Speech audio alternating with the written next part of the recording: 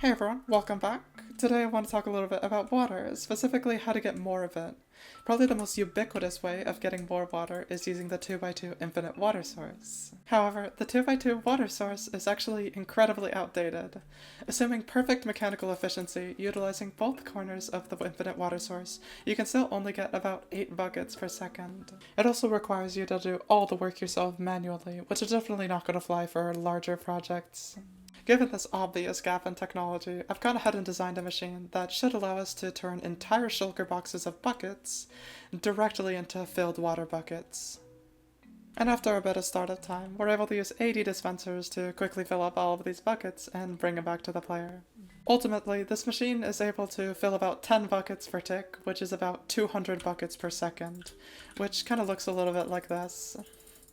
So now that I've gone through a bit of the introduction, how the hell does this machine actually even work? And how the hell are we able to produce so many buckets so fast? Let's start off by talking a little bit about the main module, or how exactly are we actually filling these dispensers. I've gone ahead and pulled out one of the modules right here, and to understand how this actually works, let's talk a little bit about dispenser mechanics. In order for a dispenser to actually utilize a water bucket, it has to either have air in front of it, or water. In that case, it'll just place the water and change nothing. However, if there's something unwaterloggable in front of it, then it's actually going to spit out the water bucket. The reason that last detail is important is because it actually gives us a really convenient way of removing the bucket from the dispenser after we're done. If I go ahead and add buckets to all of these dispensers,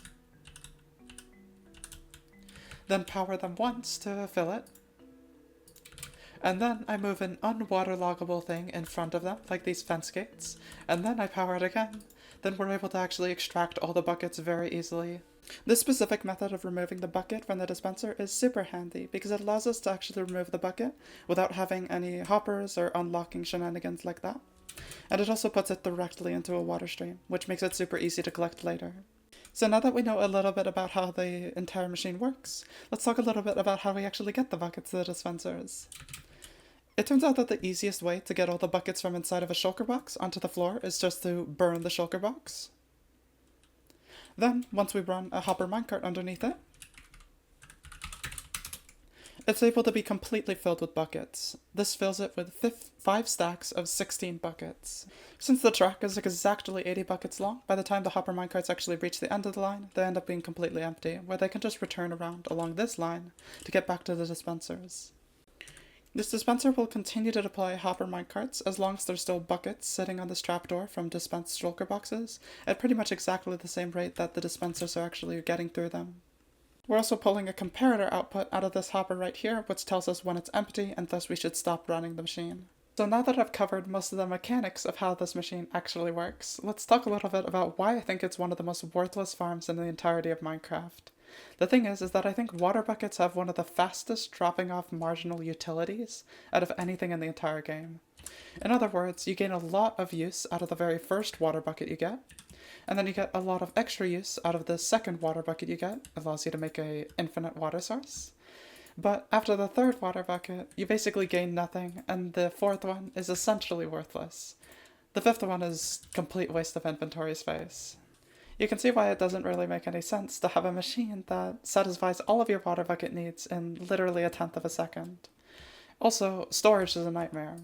The water buckets expand so much that a single shulker box of this size turns into this many shulker boxes of water buckets. Not to mention how completely impossible it is to actually even fill all of these water buckets into shulker boxes.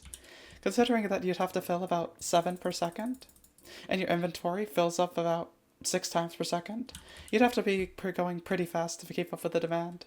That's also why I have this cactus here. It's to prevent my computer from bursting into flames in 3 seconds. On another note, if you've ever wanted to use this machine to convert just a single bucket into a filled bucket, you can using this interface here, which will allow you to put any smaller amount of buckets into the machine. It'll just take a little bit because it still takes the same amount of time to start up the machine, regardless of how much is put in.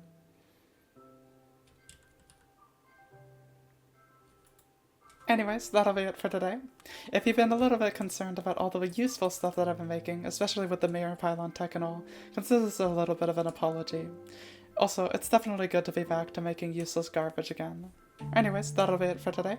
If you liked today's video, make sure to leave a like and also subscribe to the channel for the future useless nonsense that I'll be making in the future. Also make sure to check out the Discord server, and I'll see you next time. Bye bye!